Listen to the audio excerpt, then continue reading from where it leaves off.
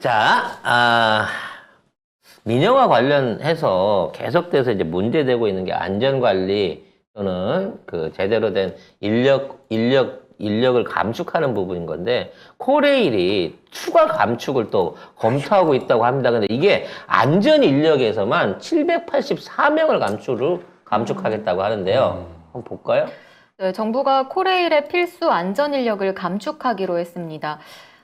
필수 안전 인력은 감축 대상에서 제외할 거라고 밝혔지만 또 거짓말을 한 건데요.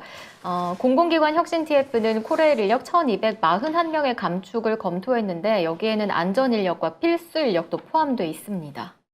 그러니까 이 안전 인력들이 주로 이제 그 선로 상태를, 물론 이제 우리는 기계로 레일 상태를 점검할 수 있는 뭐 이런 기술이라든지 그 기계화된 안전관리 기술들도 있습니다만, 제일 중요한 건 사람들이 직접 육안으로 보면서 이 보이지 않는 변수들을 찾는 부분이거든요. 그렇죠. 그리고 기체 내에도 전부 다 그 안에서 자동 센서들이 있어요. 정비 센서들이. 하지만 옛날 방식대로 그 선로에서 이렇게 레일을 때려보거나 또는 그 안을 들여다보면서 점검하는 게 없으면 안전관리 문제에서 계속 문제가 생긴다는 겁니다.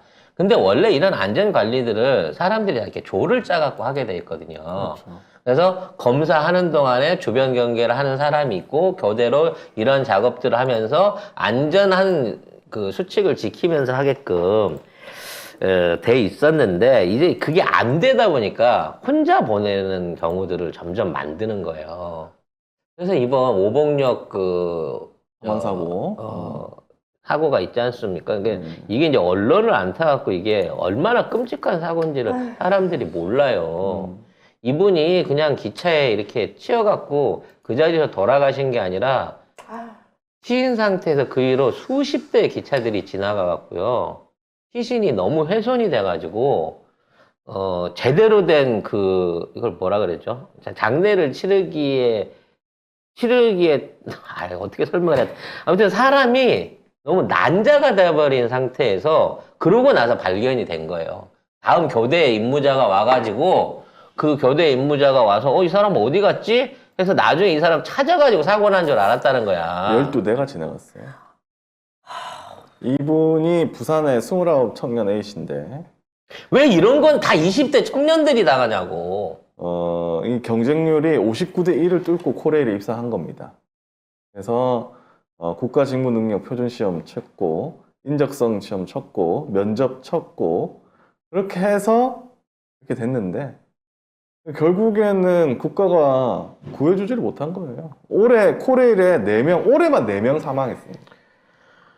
그러면 코레일 사장을 안전재해 일으킨 걸로 해갖고 구속 수사를 하든지, 왜 이런 게 반복되는지에 대한 근본적인 대책을 세워야 될 거 아닙니까? 근본적인 대책은 사람을 더 들이면 되는 거예요. 네, 그러면 돼요. 원래대로 복원하면 됩니다. 간단합니다. 네. 근데 원래 원칙을 안 지키고 무리한 인력 감축을 하면서 사고가 나기 전까지는 문제가 없다고 생각하는 게 지금 얘네들의 논리인 거예요. 그리고 사고가 나고 나면 그때 잠깐 주의하는 척 하다가 도로 복원시켜버리고 오히려 더 이걸 줄일 핑계를 만들어내고 있다는 겁니다. 근데 이게 코레일 하나에서만 일어나겠냐고요. 앞으로 한수원에서도 그렇고, 대한민국의 주요 그 공기업들 안에서 안전관리라든지 인력관리라든지 눈에 보이지 않는 직접적인 현장에 투입되지 않는다고 해서 잉여로 자칫 잘못 비춰지고 있는 인력들에 대한 감축을 계속해서 줄인다는 겁니다, 애들이. 그러니까 국민의힘 정부만 들어서면 무조건 공기업을 민영화하려거나 아니면 무슨 혁신 해가지고 뭐 공무원 자르려고 하거든요. 나는 공무원들이 왜 이직이 되는지 모르겠어. 도저히 이직만 하면 이런 일이 일어나요. 사람이 죽거나 잘리거나 공무원들이 이렇게 된다니까. 저 임금도 안 올려준대잖아, 공무원 임금은. 그러니까. 응? 근데 신기한 게 공무원 이직 진짜 많습니다. 제가 볼 때는 반 이상? 훨씬 많이 가고 이직이에요. 이게 뭔가 뭐 민방위 교육 같은 것들을 따로 시키나? 공무원들 정신교육을? 이 정부만 들어서면 이렇는데 아니, 안전에 신경을 써도 사고가 나는데, 이거는 신경을 안 쓰는 정부를 만들어 놓고, 자기들이 죽고 있다니까? 이 공무원들의 처우 개선을 최대로 가감하게 시작하신 분이 김대중 대통령이에요. 임금 올리고 처우 개선해주면서 이제는 뇌물 받지 마. 그동안 생활비가 어려워서 촌지 받고 봉투 받고 급행비 받고 하던 거 이제 하지 마. 국가가 이제 연금으로도 임금으로도 니네들 안전하게 먹고 살 수 있게끔 해줄 테니까 국민을 위해서 봉사해. 공무원 사회가 혁신이 됐어요.